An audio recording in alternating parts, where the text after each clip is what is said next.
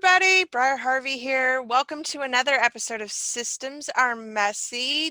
Today I am with my friend Andy. Please introduce yourself to us. Well, thank you for having me here, first of all, Briar. And yeah, my name is Andy. I'm the owner of Thomas Creek Digital Media. We have a number of podcasts that we produce, and then I do a couple of my own, the Horsepower Hour and Boost Booze and Barbecue, mostly car stuff, but also food talk. You know, you got to get some of that in there. What I call it is all of the good things in life. There you go. I love it.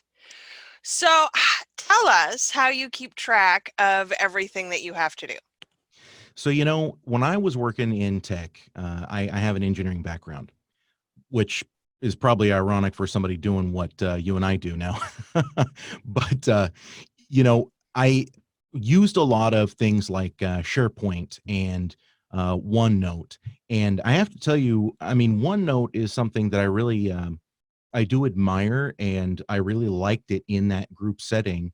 And once I get to the point where I have multiple employees, I may once again reach that. But just for me personally, I am still a sticky note, post-it note kind of a guy. My computers are always covered. My monitors are always covered in sticky notes.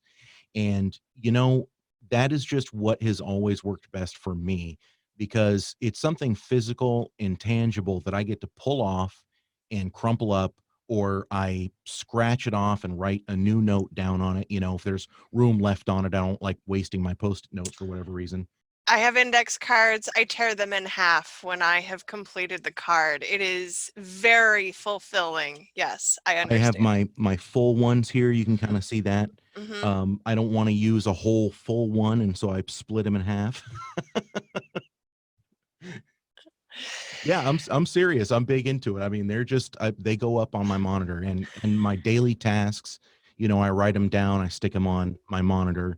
Sometimes I'll do this the day before, and then yeah, it's something tangible that I get to pull down. And quite frankly, my Google Calendar has become invaluable for me. I use it all the time, and really truly it's something that has made the biggest difference in my life, being able to share things out. I don't know why, Briar, but you know how there's this separation between your work and your life. You know, like I grew up in a restaurant. My parents had a pizza restaurant. It took me years before I would efficiently do my own dishes. I still have trouble doing my own dishes, and it's because I did so many dishes in that place, you know. Mm-hmm. And I'm finally to the point where I like to cook for myself and for other people. And we're very good cooks, my wife and I. We've been to the World Food Championships twice. Ooh. So we're very, very good cooks, but it's just not something that I wanted to do for years because it's the same, you know, the cobbler's children have the worst Right. shoes, the carpenter's house is always the worst, you know, whatever metaphor you want to use. Oh, it's okay. I design sales funnels for a living. Do I have a sales funnel? I do not. Yeah. Yeah. Yeah, it's the same way. I mean, you know, last year I helped monetize 5 podcasts for other people. And I mean, yes, I definitely was able to monetize my own as well. Much to the chagrin of people, it seems like in the podcast world, because people always say, no, you can't, that's impossible. You can't do that, you know. And that's fine if you want to think that way, but I think it really does come down to people think that because they're not able to do it for themselves. Right. What's that? Have you ever seen the Avengers Endgame movie? Mm-hmm. So the scene where Red Skull says, "I lead others to the treasure that I cannot possess for myself." Yes. That's what we do. Mm-hmm. If we were better at recognizing that we have these blocks about ourselves, we would just hire that stuff out. But most of us really get really stuck around that. And it's with systems in general, I find that to be especially the case because I should be able to figure it out myself. And I think that's the mindset, is that I should be able to figure this out myself, make this work myself. I don't need your help. Okay.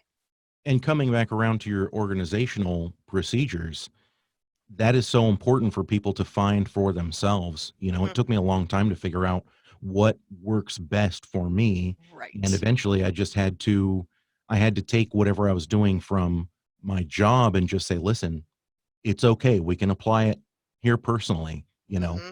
And it was that sort of leap that let me start my own business. And that's it's so important for people to figure out what their one thing is. It's sort of like teaching in school. Right. We have a very one size fits all, you know, the common core, whatever. 9 out of 10 students don't learn that way. You know, it's developed for a specific type of person, which doesn't apply to everybody. And so your good students are the ones that work within that system. Your bad students are the ones that can't work within that Hmm. system.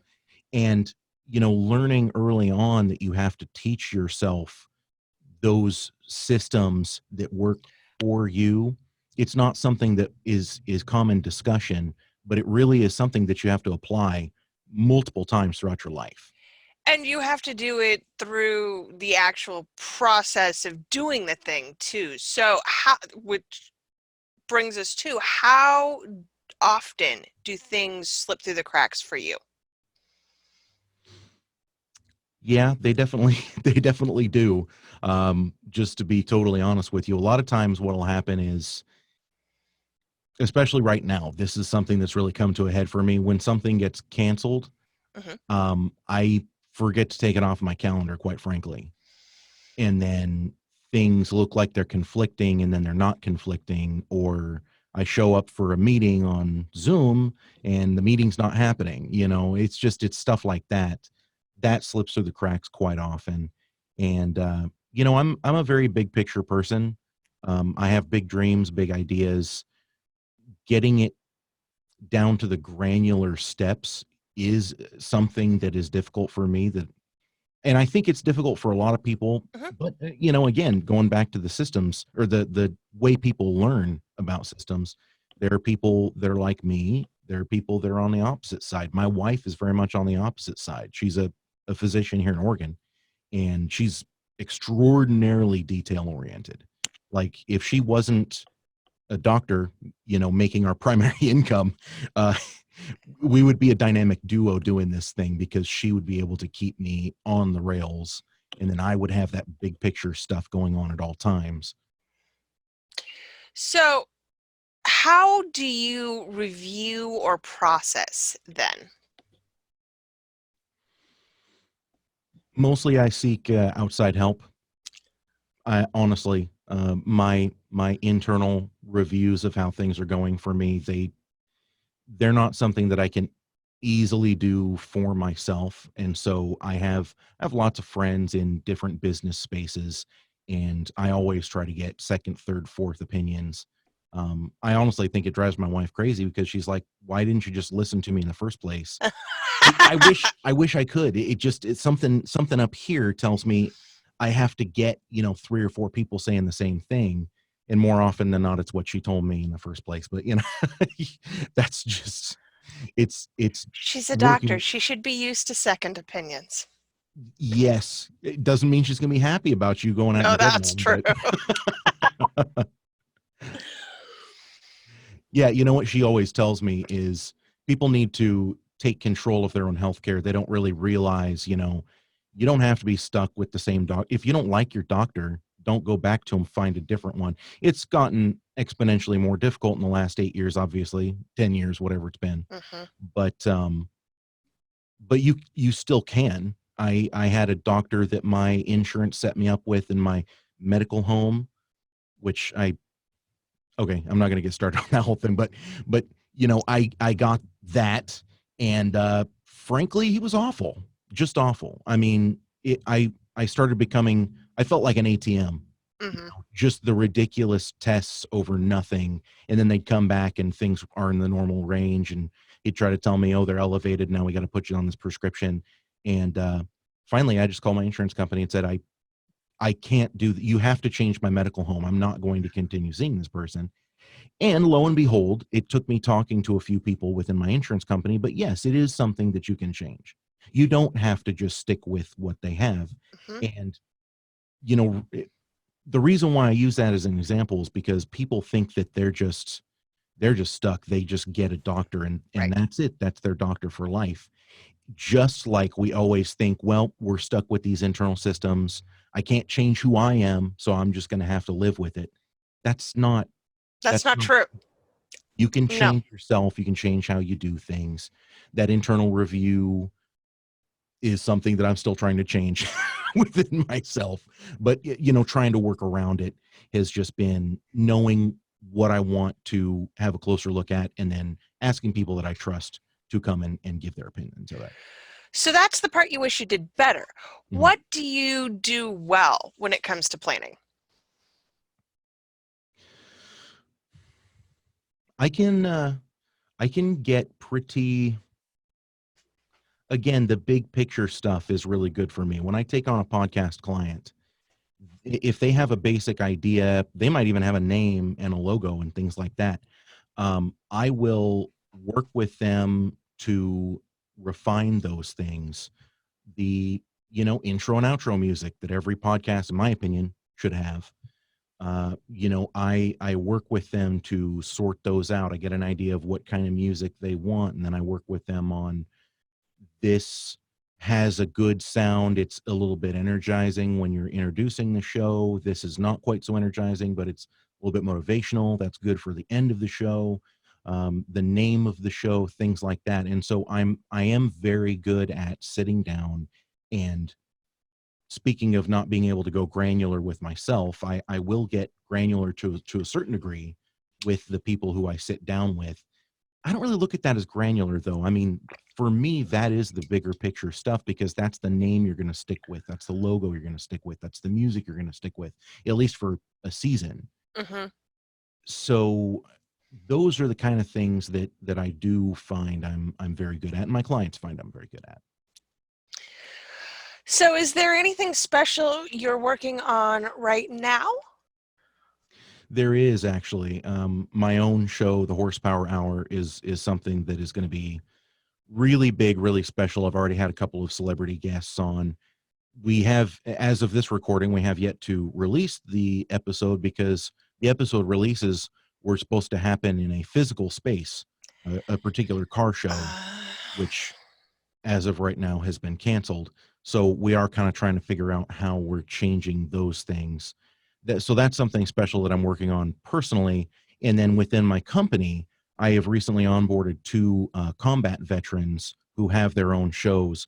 One is about mentorship and motivation for people who were in that combat space, which is oh, something that I that's think is very so neat. needed. Oh yeah. Yes. And then the other one is actually a show that's all about, it's about reintegration into civilian life, but it's coming from an entrepreneurial standpoint. It's going to be called Combat Citizen, and we're debating on whether or not it's going to have a slash in between Combat Citizen. I like that juxtaposition Hmm. of, you're someone who has come from a wartime, and then now you're reintegrating into a society that has no concept really of what you've been through. And I think both of these shows are so necessary right now. I'm very excited to be able to produce those. Well, that's amazing stuff. When they're live, let me know. We'll drop them in the show links. I appreciate that. Thank you. Okay. Is there anything else you'd like to add today? Briar, I like what you're doing as well, and I appreciate you having me on, and I just appreciate what you do. So thank you for that.